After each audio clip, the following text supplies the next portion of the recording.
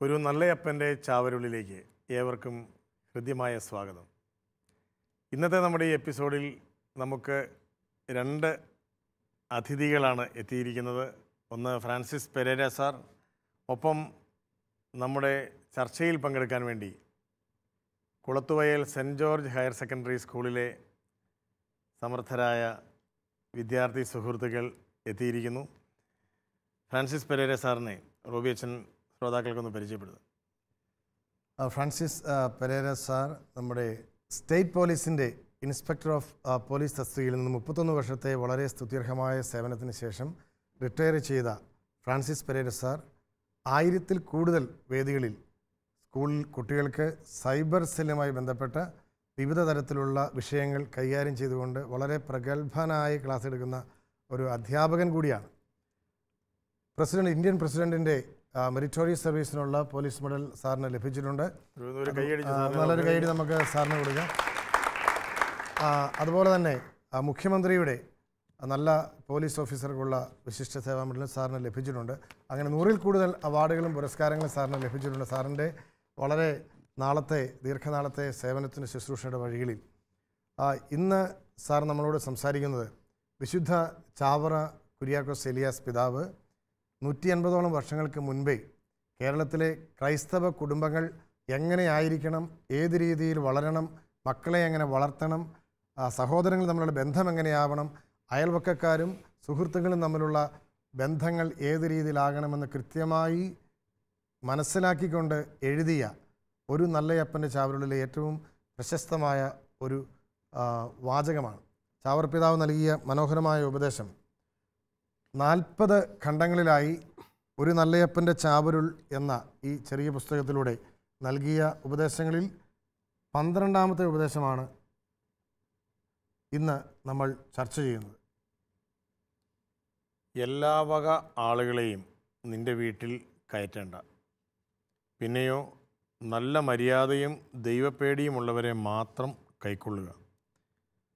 നീ ആരോടുകൂടി ഇടപെട്ടെന്ന് പറയുക, എന്നാൽ നീ ആരാകുന്നു എന്ന് ഞാൻ പറയാം എന്നത് ഒരു പഴഞ്ചൊല്ലാണ്. ഇതാണ് ഇന്ന് നമ്മൾ ചർച്ചയ്ക്ക് സ്വീകരിക്കുന്ന ഒരു നല്ലയപ്പൻ്റെ ചാവരുള്ളിലെ ചാവറയച്ചൻ്റെ വാക്ക്. സുഹൃത്ത് ബന്ധമാണ് ഇതിൻ്റെ കണ്ടൻറ്റ് നമുക്കറിയാം. ഫ്രണ്ട്ഷിപ്പ്, സൗഹൃദം. കൗമാര കാലഘട്ടത്തിലൂടെ ജീവിതത്തെ നയിക്കുന്ന പ്രിയപ്പെട്ട കൂട്ടുകാർക്ക് സൗഹൃദം നിങ്ങളുടെ ജീവിതത്തിൻ്റെ അവിഭാജ്യമായൊരു അനുഭവമാണ്. എന്നാൽ ആരെയാണ് കൂട്ടുകാരാക്കേണ്ടത്, ആരാണ് എൻ്റെ യഥാർത്ഥ സുഹൃത്ത്, ഈ കാര്യത്തിൽ നമുക്കൊരു മാനദണ്ഡമുണ്ടോ? എന്ത് മാനദണ്ഡമനുസരിച്ചാണ് ഞാൻ എൻ്റെ ജീവിതത്തിൻ്റെ നല്ല സമയം പങ്കുവയ്ക്കാൻ വേണ്ടി ഒരു സുഹൃത്തിനെ സ്വീകരിക്കുന്നത്, ചെലവഴിക്കുന്നത്?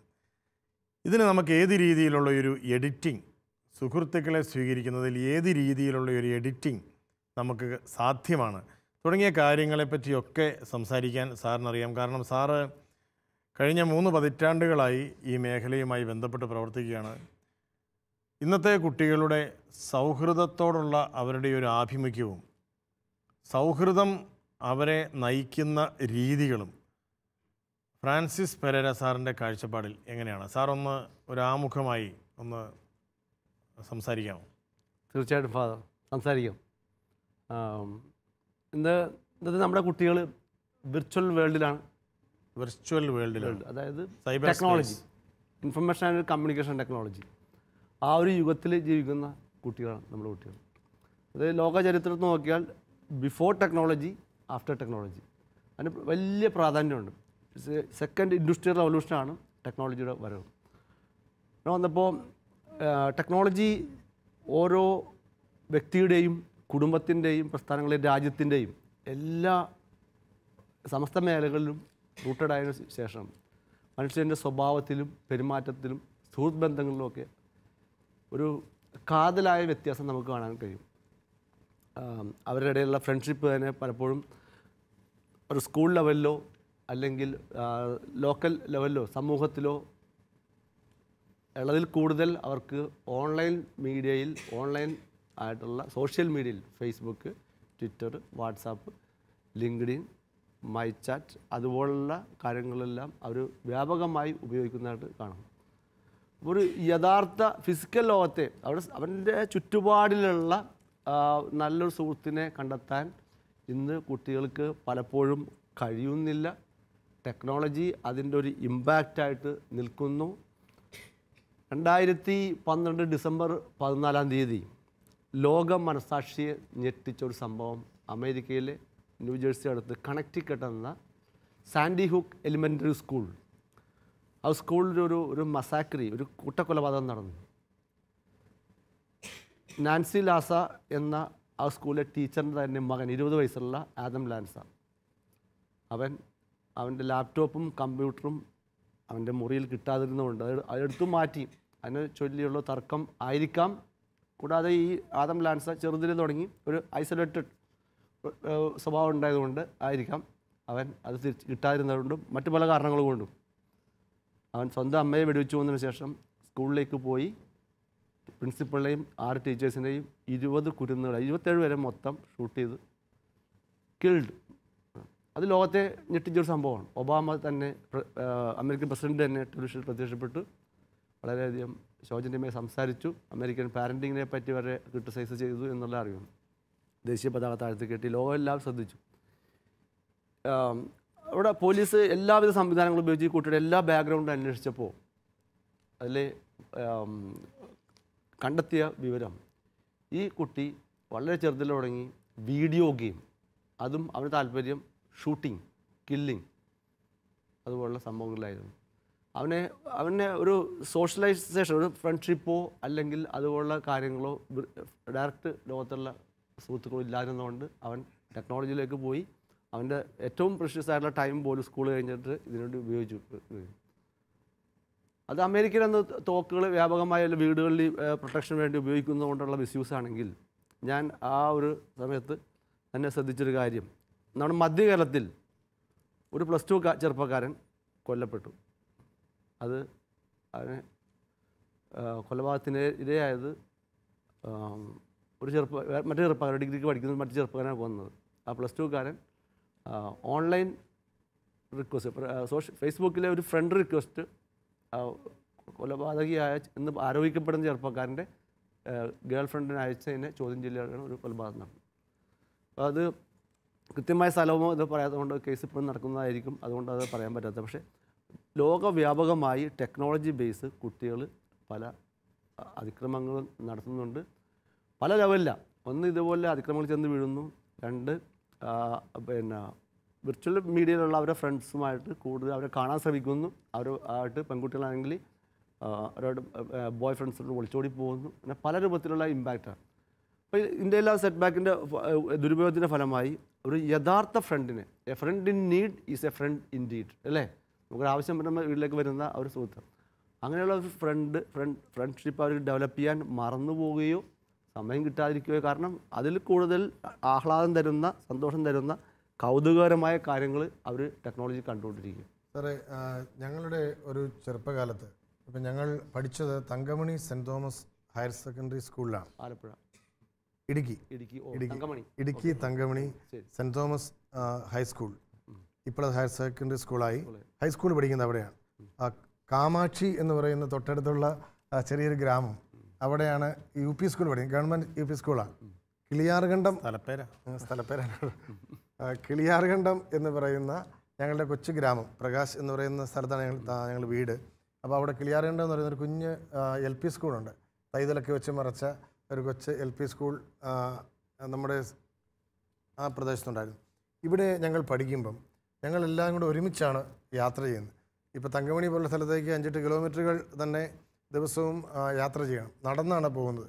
അപ്പോൾ ഈ നടപ്പിൽ ഞങ്ങളോടൊപ്പം 30, 40, 50, 60 കൂട്ടുകാരിങ്ങനെ ഓരോ വഴിക്കും ഇങ്ങനെ കയറി സ്കൂൾ വരുമ്പോഴേക്കും വലിയൊരു ജാഥ പോലെ ഞങ്ങൾ സ്കൂളിൽ ഇങ്ങനെ എത്തിച്ചേരുകയാണ്.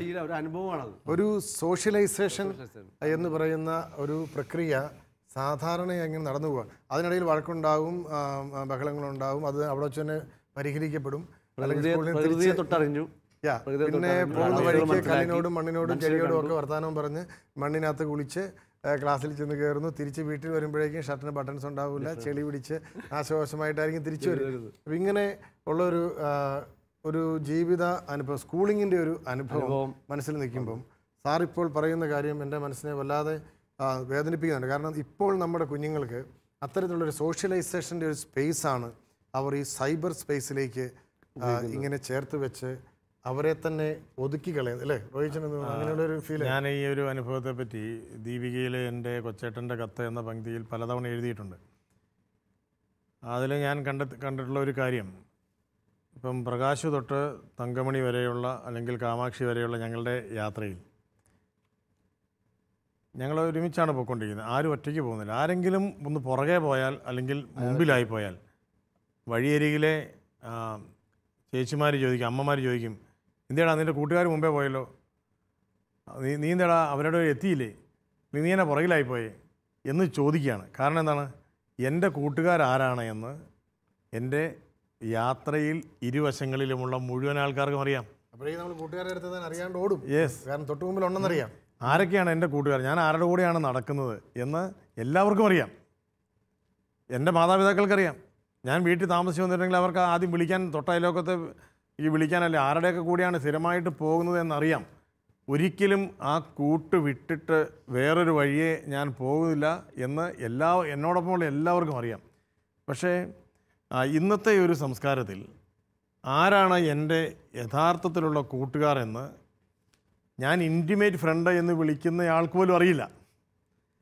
ഇന്ന് ഇൻറ്റിമേറ്റ് ഫ്രണ്ട്സ് എന്ന് പറയുന്ന ഒരു ഗ്രൂപ്പുണ്ട്, പിയർ ഗ്രൂപ്പിനിടയിൽ ക്ലോസ് ഫ്രണ്ട്സ്, ഈ നമ്മുടെ ഇൻറ്റിമേറ്റ് ഫ്രണ്ട്ഷിപ്പ്. നിങ്ങൾ 2-3 പേരായിരിക്കാം, അല്ലെങ്കിൽ 3-4 പേരായിരിക്കാം. പക്ഷേ അതിനുള്ളിൽ പോലും അറിയാത്ത വേറെ ഫ്രണ്ട്സാണ് നമ്മുടെ സാറ് പറഞ്ഞ സൈബർ സ്പേസിലുള്ള നമ്മുടെ ഫ്രണ്ട്സ്. ഈ ഒരു വളർച്ചയുടെ ഇതൊരു വ്യത്യസ്തമായ ഒരു കാലഘട്ടമാണ്. എൻ്റെ മക്കൾ ഇന്ന് വളർന്നുകൊണ്ടിരിക്കുന്ന കാലഘട്ടം പെരുമ്പടവം ശ്രീധരനെ പോലെയുള്ള ദാർശനിക സ്വഭാവമുള്ള എഴുത്തുകാരുടെയൊക്കെ ഭാഷയിൽ ഇത് കെട്ട കാലമാണ്. അദ്ദേഹം പറയുന്നത് ഇത് കെട്ട കാലം എന്നാണ്. കാരണം വെട്ടം കെട്ട ഒരു കാലമാണ്. ആരാണ് എൻ്റെ സുഹൃത്ത് എന്ന് കാണാൻ കഴിയാത്ത, ആരാണ് എൻ്റെ അയൽക്കാരൻ എന്ന് തിരിച്ചറിയാൻ കഴിയാത്ത, മനുഷ്യനെ തന്നെ മനുഷ്യനായിട്ട് കാണാൻ കഴിയാത്ത ഒരു കെട്ട കാലത്തിലാണ് ഇന്നെൻ്റെ മക്കൾ വളരുന്നത്. ഇവിടെയാണ് ഈ ഒരു ചാമ്രപിതാവിൻ്റെ ഈ ഒരു വാക്കിൻ്റെ പ്രസക്തി നമ്മൾ തിരിച്ചറിയുന്നത്. ചർച്ച ചെയ്യുകയാണ്, നിങ്ങളിലേക്ക് വരികയാണ് ചർച്ച. സൗഹൃദത്തിൻ്റെ ഇന്നത്തെ വശം ആണ് സാറ് പറഞ്ഞത്. ഞങ്ങളൊക്കെ വളർന്ന ഒരു 30 വർഷം മുമ്പുള്ള ബാല്യം, 30 വർഷം 30 വർഷം കഴിഞ്ഞു. 30 വർഷം മുമ്പുള്ള ഒരു കാലഘട്ടം, സ്കൂളിങ്ങിൻ്റെ ഞങ്ങളുടെ സമയം എന്ന് പറയുന്നത് 3 പതിറ്റാണ്ടുകൾക്ക് മുമ്പുള്ള ഒരു കാലഘട്ടമാണ്. ആ കാലഘട്ടത്തിലെ ബാല്യം, സൗഹൃദം എന്നൊക്കെ പറയുന്നത് മാതാപിതാക്കളും നാട്ടുകാരും അറിയുന്ന സൗഹൃദമായിരുന്നു. ആരുടെയൊക്കെ കൂടെയാണ് പള്ളിക്കൂടത്തിൽ പോകുന്നത് എന്നെല്ലാവർക്കും അറിയാം. അപ്പോൾ ഒരുമിച്ച് കൂടി ഞങ്ങൾ പള്ളിക്കൂടത്തിൽ പോകാനായിട്ട് കൂട്ടുകാർ വരുന്ന സ്ഥലത്ത് എല്ലാവരും ഒരുമിച്ച് നിൽക്കുന്നു, എന്നിട്ട് ഒരുമിച്ച് പോകുന്നു. ഞങ്ങളുടെ കൂടെ ഒരിക്കലും ആരും പേടിപ്പിച്ചിരുന്നില്ല. ആരെയും ഒരു പാമ്പ് കടിക്കാൻ വന്നിട്ട് ആരും പേടിച്ചോടേണ്ട വന്നിട്ടില്ല. പട്ടി കടിക്കാൻ വന്നിട്ട് പേടിച്ചോടേണ്ടത്. കാരണം ഞങ്ങളുടെ അടുത്തേക്ക് ആരും വരില്ല. കാരണം ഞങ്ങൾ 10-30 പേരാണ് ഒരുമിച്ച് പോവുകയാണ്. അതിനകത്ത് ഏറ്റവും കുഞ്ഞു കൊച്ചുങ്ങൾക്ക് ചുമട്ടുഭാരം കൂടുതലുണ്ടെങ്കിൽ അത് ചുമക്കാൻ മൂത്ത ക്ലാസ്സിൽ അവൻ്റെ ആങ്ങളെ പെങ്ങളൊന്നും അല്ല, ആരെങ്കിലും പിടിച്ചിരിക്കും. അതുപോലെ തന്നെ ഞാൻ ഓർമ്മിക്കുന്നത്, അതുപോലെ തന്നെ വളരെ സുന്ദരമായ ഒരു അനുഭവമായിരുന്നു ഞങ്ങളുടെ ഉച്ചഭക്ഷണം. ഞങ്ങൾക്ക് പലർക്കും അന്ന് ചോറ് ഉണ്ടാകാനായിട്ടുള്ള സാധ്യതകൾ വളരെ കുറവായിരുന്നു. ഞങ്ങൾ 6 മക്കൾ ഒരുമിച്ച് സ്കൂളിൽ പോയിക്കൊണ്ടിരുന്ന കാലമാണ്. 7 മക്കളാണ് ഞങ്ങളുടെ വീട്ടിൽ. അപ്പോൾ 6 പേർ ഒരുമിച്ച് സ്കൂളിൽ പോയിക്കൊണ്ടിരുന്നു. അതുപോലെ തന്നെ 6ഉം 7ഉം അതിൽ കൂടുതൽ മക്കളുള്ളവരൊക്കെ ഇതുപോലെ സ്കൂളിലേക്ക് വന്നുകൊണ്ടിരുന്നു. ഉച്ചയ്ക്ക് ചോറ്റുപാത്രം തുറക്കുമ്പോഴാണ് പലർക്കും അറിയുന്നത് ഇവൻ്റെ പാത്രത്തിൽ ചോറാണോ അതോ ചേമ്പാണോ കാച്ചിലാണോ കപ്പയാണോ, ഇങ്ങനെയൊക്കെയുള്ള കാര്യങ്ങൾ അന്നേരമാണ് അറിയുന്നത്. ആർക്കും ഒരു പരാതിയുമില്ല. ചോറ് കൊണ്ടുവന്ന ആളുകൾ അത് അങ്ങോട്ട് ഷെയർ ചെയ്യുന്നു, കപ്പ കൊണ്ടുവന്ന് ഇങ്ങോട്ട് ഷെയർ ചെയ്യുന്നു. പരസ്പരം പങ്കുവയ്ക്കുന്ന വളരെ സുന്ദരമായ ഒരു വലിയ വിരുന്നായിരുന്നു ഞങ്ങളുടെ ഉച്ചയൂണുകൾ. ഒരാളും പട്ടിണി കിടക്കുന്നില്ല. കുട്ടികൾ ആ കാര്യത്തിൽ അങ്ങനെ തന്നെ കേട്ടോ. കുട്ടികൾ ഫുഡ് അവർ ഈസി അല്ലേ ഷെയർ ചെയ്യുന്നുണ്ട്, വളരെ ഭംഗിയായിട്ട് ഷെയർ ചെയ്യുന്നുണ്ട്. നിങ്ങളുടെ ഒരു സ്കൂളിൽ ഞങ്ങൾ ഇത്രയും നേരം ഷെയർ ചെയ്തത് ഞങ്ങളുടെ മുതിർന്ന ഒരു തലമുറ അനുഭവിച്ച അധ്യയന കാലത്തിലെ പള്ളിക്കൂടം കൂട്ടിൻ്റെ ഒരോർമ്മയാണ് ചുരുക്കി ഷെയർ ചെയ്തത്. അതിൽ വന്ന ഒരു കണ്ടൻറ് ഇതാണ്: കൂട്ടുകാരാരാണ് എന്ന് എല്ലാവർക്കും അറിയാം. എന്നിടത്തോട് ബാക്കി എല്ലാവരും ശത്രുക്കളാണെന്നുള്ളതല്ല പറയുന്നത്. വീട്ടിൽ നിന്ന് ഇറങ്ങിയാൽ വീട്ടിലേക്ക് തിരിച്ചു വരുന്ന റൂട്ട് വീട്ടിലുള്ളവർക്കും നാട്ടിലുള്ളവർക്കും ക്ലിയറാണ് എന്നാണ് ഈ പറഞ്ഞതിൻ്റെ അർത്ഥം. എന്താണ് നിങ്ങളുടെ അനുഭവം? എൻ്റെ പേര് ക്രിസ്റ്റോ. ഞങ്ങൾക്ക് ഇതുപോലെ തന്നെ അനുഭവമൊക്കെ ഇത് തന്നെ. ഇനി പ്രത്യേകിച്ച് പറഞ്ഞാൽ ഞങ്ങളുടെ ഒരു കൂട്ടത്തോടെ നടപ്പ് അതൊന്നും ഇല്ല. ഇപ്പോൾ വണ്ടികളാണ് യാത്ര പോകാൻ, അതാണ് കൃത്യസമയത്ത് സ്കൂളിലെത്തണം. സ്കൂളിൽ അതുകൊണ്ട് നടന്നാൽ ഒന്നും ആവില്ല. എത്തൂല. റോഡ് ട്രാഫിക് പ്രശ്നങ്ങൾ, അങ്ങനെ ഇഷ്യൂസ് ഒക്കെ ഉണ്ട്. ഇന്ന് സ്കൂൾ ബസ് എന്ന ഒരു കൺസെപ്റ്റ് വളരെ വ്യാപകമായതോടുകൂടി കുട്ടികൾക്ക് മണ്ണിൽ ചവിട്ടേണ്ട ആവശ്യം പോലും ഇല്ലാത്തൊരു സാഹചര്യമുണ്ട്. ഓക്കെ, വീട്ടിൽ നിന്ന് നേരെ വണ്ടിയിലേക്ക് കയറുന്നു, വണ്ടിയിൽ നിന്ന് സ്കൂളിൽ ചെന്നിറങ്ങുന്നു, സ്കൂളിൽ നിന്ന് തികച്ചും വണ്ടിയിൽ കയറി വീട്ടിലെത്തുന്നു. അപ്പം അതൊരു പർട്ടിക്കുലർ സിസ്റ്റമാണ്. പക്ഷേ ഒരു ബസ്സിൽ യാത്ര ചെയ്യുന്ന കുട്ടികളുടെ ഒരു കൂട്ട് ഉണ്ടാവും. ഒരു സീറ്റിൽ ഇരിക്കുന്നു, പിറ്റേ ദിവസം വരുമ്പോഴും അതേ സീറ്റിൽ തന്നെ ചാടിപ്പടഞ്ഞിരിക്കുന്നു. ഇന്നലെ ഇരുന്ന സീറ്റിൽ വേറൊരാളിരിക്കുമ്പോൾ നമുക്കൊരു വിഷമം തോന്നുന്നു. ഇങ്ങനെയൊക്കെയുള്ള വിഷമങ്ങളും ഒക്കെ ആയിരിക്കും ഇന്നത്തെ വലിയ വിഷമങ്ങളും സങ്കടങ്ങളും സൗഹൃദ കൂട്ടുകളും, അല്ലേ? എന്ത് തോന്നുന്നു നമ്മളുടെ പിറന്നാണ് ഒന്ന് ഇൻട്രൊഡ്യൂസ് ചെയ്യൂ. ഇങ്ങനെയുള്ളൊരു കൂട്ട് എങ്ങനെയാണ് ഇപ്പോൾ കാണുന്നത്? എൻ്റെ പേര് ഈവ റോസ്ലിൻ വിജയ്. ഇപ്പോൾ കൂടുതലും കാണുന്നത് ഇങ്ങനെ അടുത്തിരിക്കുന്നവർ കൂട്ടുകാരായി വരുന്നൊരു പ്രവണതയാണ്. ഇപ്പം ഒരുമിച്ചിരിക്കുന്നവർ ഒരുമിച്ച് പോകുന്നു, അവർ കൂട്ടുകൂടുന്നു. അതിൻ്റെ അപ്പുറത്തേക്ക് മുന്നിലിരിക്കുന്നവരോ പിന്നിലിരിക്കുന്നവരോ കൂടെ വരുന്നവരോ എന്നൊന്നുമില്ല. അവരുമായിട്ട് കാര്യങ്ങൾ ഷെയർ ചെയ്യാനൊന്നും ആരും ആഗ്രഹിക്കുന്നില്ല. അവർ തന്നെയായിരിക്കും സ്കൂളിൽ പോകുന്നതും ഒരുമിച്ചിരുന്ന് കഴിക്കുന്നതും പരസ്പരമുള്ള ഷെയറിങ്ങും. ഇവരിൽ നിന്ന് പുറത്തു പോകുന്നില്ല മറ്റു കാര്യങ്ങളും, ഇവരിലുള്ള കാര്യങ്ങളും. പക്ഷേ ഞങ്ങൾ അങ്ങനെയല്ല. ഞങ്ങളെല്ലാവരും ഒരുമിച്ച് പോകുന്നു. ഇന്ന കൂട്ടുകാരെന്നൊന്നുമില്ല, എല്ലാവരും കൂടി ഒരുമിച്ച്. കൂട്ടുകാരാണ്. പല ക്ലാസ്സിലാണ് ഞങ്ങളെല്ലാവരും. പല ക്ലാസ്സുകളിലാണ്. പല ക്ലാസ്സിലെ കൂട്ടുകാരാണ്. സാർ ഇപ്പോൾ പറഞ്ഞതുപോലെ ഒത്തിരിയേറെ കുട്ടികൾ സൈബർ മേഖലയിൽ സമയം വല്ലാതെ ചെലവഴിക്കുകയാണ്. ഇപ്പം ഞങ്ങൾ ചെലവഴിച്ചിരുന്നൊരു സമയം ആ ഒരു സ്പേസിങ് അല്ല. എങ്ങനെയാണ് ഇപ്പോൾ എന്തുമാത്രം സമയം സാധാരണ കുട്ടികൾ, നിങ്ങളെപ്പോലെ ഇപ്പോൾ +1 +2 പഠിക്കുന്ന സെക്കൻഡറി സ്കൂൾ പഠിക്കുന്ന കുട്ടികൾ എന്തുമാത്രം സമയം അതിനുവേണ്ടി ചെലവഴിക്കാറുണ്ട്? എൻ്റെ പേര് ക്രിസ്റ്റീന. എന്നെ സംബന്ധിച്ചിടത്തോളം ഞാൻ ഈ ഫേസ്ബുക്കും വാട്സപ്പും അങ്ങനെയുള്ള കാര്യങ്ങളിലൊന്നും ഞാൻ ഏർപ്പെടാറില്ല. വീട്ടിൽ നിന്ന് അങ്ങനെ സമ്മതിക്കുകയില്ല. പക്ഷേ എൻ്റെ ഫ്രണ്ട്സൊക്കെ എല്ലാവരും അങ്ങനെ ഇത്തരത്തിലുള്ള കാര്യങ്ങളൊക്കെ യൂസ് ചെയ്യുന്നവരാണ്. അതിനെക്കുറിച്ച് ഞങ്ങൾ ക്ലാസ്സിൽ ചിലപ്പോഴൊക്കെ ചർച്ച ചെയ്യാറൊക്കെ ഉണ്ട്. ഇപ്പം നിങ്ങളോട് ചോദിക്കുമ്പം നിങ്ങളുടെ ഇപ്പോഴത്തെ അവസ്ഥ തുറന്നു പറഞ്ഞു കഴിഞ്ഞാൽ എന്താണോ സംഭവിക്കുക എന്നുള്ളതിൻ്റെ ടെൻഷനൊന്നും വേണ്ട. നമുക്കൊരു വിമർശനാത്മകമായൊരു വിലയിരുത്തൽ ഇന്നത്തെ കാലം നിങ്ങളുടെ മനസ്സിലേൽപ്പിക്കുന്ന അനുഭൂതികളെപ്പറ്റിയും ആഘാതങ്ങളെപ്പറ്റിയും നമ്മളൊരു വിമർശനാത്മകമായൊരു വിലയിരുത്തൽ നടത്തുകയാണ്. മോൻ്റെ അഭിപ്രായത്തിൽ ഇന്നത്തെ ഈ ഒരു ജനറേഷൻ, ഈ നമുക്ക് കിട്ടുന്ന സമയം എന്ന് പറയുന്നത് രണ്ട് രീതിയിൽ നമുക്ക് നമ്മുടെ സമയത്തെ നമുക്ക് ഡിവൈഡ് ചെയ്താൽ ഈ ജനറേഷന് കിട്ടുന്ന സമയം, ഒന്ന് അധ്യാപകരോടും മാതാപിതാക്കളോടും സുഹൃത്തുക്കളോടും ഒപ്പം ചെലവഴിക്കുന്ന പഠന സമയവും വീട്ടിലെ സമയവും ഒരു വശത്ത് നിർത്തിയിട്ട് പിന്നെ തനിച്ച് ഉപയോഗിക്കുന്ന സമയമുണ്ട്. ഓരോരുത്തർക്കും തനിച്ച് കുറച്ച് സമയമുണ്ട്. ആ സമയത്ത് ഞാൻ എൻ്റെ കൂടെ തന്നെയാണ്. അപ്പോൾ എൻ്റെ കൂടെയുള്ള ഡിവൈസ് ഫേസ്ബുക്ക് ആവാം, വാട്സപ്പ് ആവാം, മൊബൈലാവാം, ഈവൻ TV ചാനലാവാം. എൻ്റെ സമയം എത്രമാത്രം അത് അപഹരിക്കുന്നുണ്ട് സത്യസന്ധമായിട്ട്. ആ സമയം എനിക്കൊരു ക്രിയേറ്റീവ് സൗഹൃദത്തിനോ അല്ലെങ്കിൽ പഠനത്തിനോ അല്ലെങ്കിൽ മറ്റ് രീതിയിലുള്ള എൻ്റെ സഭയും വിശ്വാസവും കുടുംബവുമായിട്ടുള്ള ബന്ധം നിലനിർത്തുന്നതിനോ ഒക്കെ ഉപയോഗിച്ചുകൊണ്ടിരുന്നൊരു സമയമാണ്. അതിപ്പം എന്നെ ഈ നവമാധ്യമങ്ങൾ ഊറ്റിയെടുക്കുന്നുണ്ടോ? വിമർശനാത്മകമായിട്ട് ചിന്തിച്ചു കഴിഞ്ഞാൽ എന്ത് പറയാൻ കഴിയും? എൻ്റെ അഭിപ്രായത്തിൽ മൈക്ക് തീർച്ചയായിട്ടും അങ്ങനെ തന്നെയാണ്. എനിക്ക് ഫ്രീ ടൈം കിട്ടുമ്പോൾ ഞാൻ ഫേസ്ബുക്കിൽ കയറാറുണ്ട്. ഉണ്ട്. മോൻ്റെ അഭിപ്രായം എന്താണ്? എൻ്റെ പേര് നോയൽ. ഞാനിതുപോലെ തന്നെയാണ്. ഫേസ്ബുക്കിൽ നമ്മളിപ്പോൾ കൂടുതലും മാതാപിതാക്കളില്ലാത്ത സമയത്തായിരിക്കും നമ്മൾ ഈ സോഷ്യൽ മീഡിയസ് കൂടുതൽ ഉപയോഗിക്കാൻ നമ്മൾ കാണിക്കുന്ന താല്പര്യം. ഇപ്പോൾ പഠനത്തിന് ഉപയോഗിക്കുന്ന സമയത്തെക്കാളും കൂടുതൽ നമുക്ക് ഇൻട്രസ്റ്റിംഗ് ആവുന്നത് ഇത് സോഷ്യൽ മീഡിയസിൽ കയറുമ്പോൾ, അതായത് പ്രത്യേകിച്ച് ഫേസ്ബുക്ക്, വാട്സാപ്പ് എന്നുള്ള ഫ്രണ്ട്സിനോട് ചാറ്റ് ചെയ്യാനായിരിക്കും നമ്മളുടെ ഒരു ആകർഷണം തോന്നുന്നത്. എനിക്ക് തോന്നുന്നത് നമ്മൾ ഞങ്ങളൊക്കെ പണ്ട് വന്നിരുന്ന സമയത്ത് ആദ്യം വന്ന് സ്കൂളിൽ നടക്കുന്ന കാര്യങ്ങളൊക്കെ നേരെ വന്ന് മാതാപിതാക്കളോട് പറയുമായിരുന്നു. അല്ലെങ്കിൽ ഞങ്ങൾ പറഞ്ഞില്ലെങ്കിൽ തന്നെ അവർ മറ്റ് ആളുകൾ വഴി അറിയുമായിരുന്നു. ഇന്ന് എത്ര പേർ നമ്മൾ വീട്ടിലേക്ക് എത്തിക്കഴിഞ്ഞാൽ ഒരു ദിവസം സ്കൂളിൽ നടന്ന കാര്യങ്ങൾ മാതാപിതാക്കളോട് പറയാൻ ശ്രമിക്കാറുണ്ട്. മാതാപിതാക്കൾ അങ്ങനെ കേൾക്കാൻ തയ്യാറാണോ എന്നും കൂടി പറയണം. ഇങ്ങനെ പല കാര്യങ്ങൾ പറഞ്ഞു ചെല്ലുമ്പോഴേക്കും നീ പിന്നെ പറയാമെന്ന് പറഞ്ഞ് മാറ്റി വിടുന്നുണ്ടോ എന്ന് പറയണം. അങ്ങനെ ഒരു സ്പേസിങ് നമുക്ക് ഉണ്ടോ? മാതാപിതാക്കൾ നമുക്ക് പറയാൻ സമയം കിട്ടുന്നുണ്ടോ? എന്താണ് തോന്നുന്നത്? എന്ത് തോന്നുന്നു? അങ്ങനെ ഒരു സ്പേസിങ് കിട്ടുന്നുണ്ടോ? എൻ്റെ പേര് ജാക്ക്. ഇപ്പോൾ പറഞ്ഞതോട് ഞാൻ യോജിക്കുന്നുണ്ട്.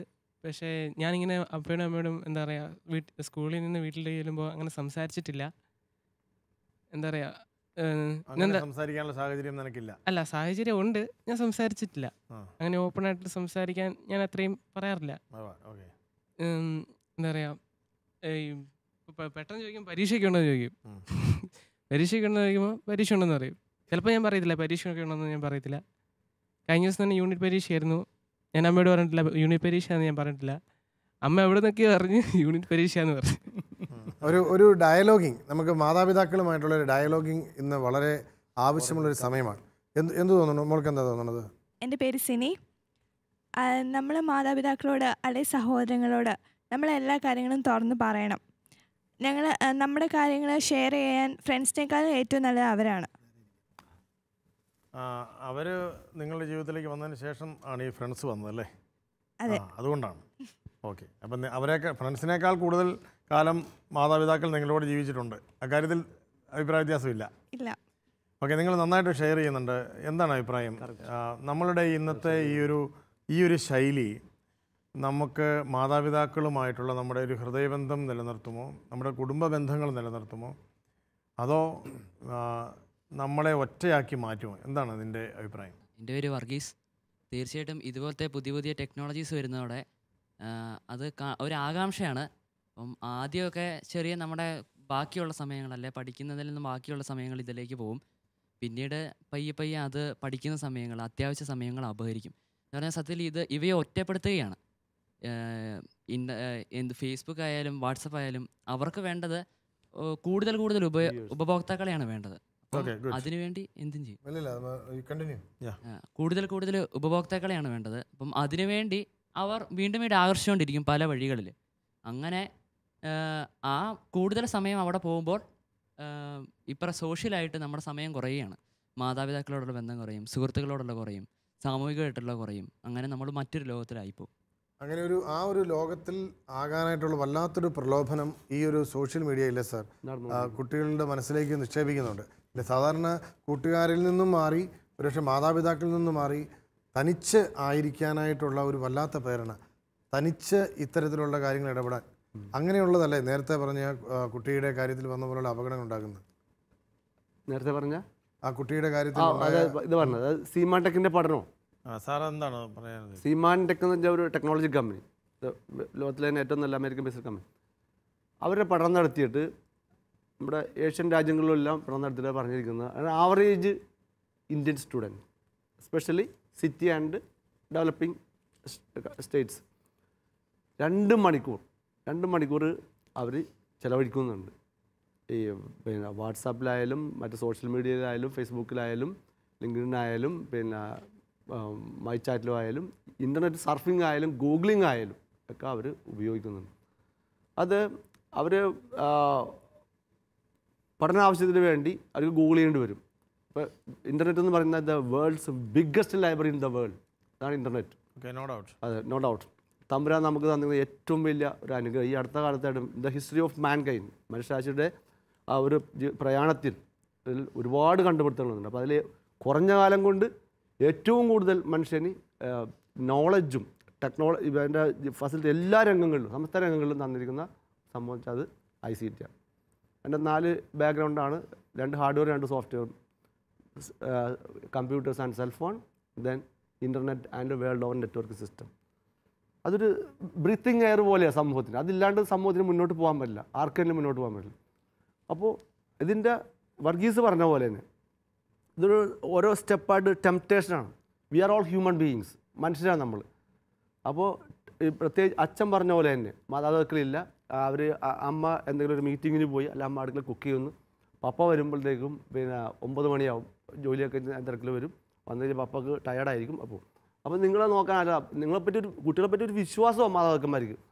എൻ്റെ മകൻ അല്ല എൻ്റെ മകള് അവൾ തെറ്റിലേക്ക് പോകില്ല. ഒരു 6 മണി വരെ വീട്ടിലിരിക്കും, ദെൻ 2 വീലർ എടുത്ത് പുറത്തേക്ക് പോകുന്നു, പിന്നെ വരുന്നത് എന്തോ അവസ്ഥയിലേക്ക് വരുന്നു. അപ്പോൾ അമ്മയ്ക്ക് മനസ്സിലായി. ഇപ്പോൾ നമ്മൾ ഫോൺ ഉപയോഗിക്കുന്നത് ആരും ഇല്ലാത്തപ്പോൾ, അതായത് ഇപ്പോൾ നമ്മൾ ഒറ്റപ്പെട്ട് നിൽക്കുന്ന സമയങ്ങളിലാണ് നമ്മൾ കൂടുതലായിട്ട് ഈ സോഷ്യൽ മീഡിയാസൊക്കെ ഉപയോഗിക്കുക. അപ്പോൾ നമ്മൾ കൂടുതലായിട്ട് അങ്ങനെയുള്ള സന്ദർഭങ്ങൾ ഉണ്ടാക്കാൻ നോക്കും. ആ വീട്ടമ്മയുടെ കയ്യിൽ അവർ തന്നെ കുറച്ച് മുടിയുമുണ്ട്, തലേന്ന് ബ്ലഡും വരുന്നുണ്ട്. ആ മുടി പറിച്ചെടുത്തിരിക്കുന്നത് സ്വന്തം മകളാണ്. ഇപ്പോൾ ടോയ്ലറ്റിൽ കയറുമ്പോഴും ഞാൻ മൊബൈൽ കൊണ്ടാണ് കയറുന്നതെങ്കിൽ എൻ്റെ അവസ്ഥ എന്താണ്? ആ മോറൽ സ്റ്റാൻഡേർഡ് പോയി കഴിഞ്ഞാൽ ദിസ് ഈസ് മൈ പാപ്പ, he is my ATM, this is my mummy, she is my cook എന്ന ആറ്റിറ്റ്യൂഡിലേക്ക് പോകും.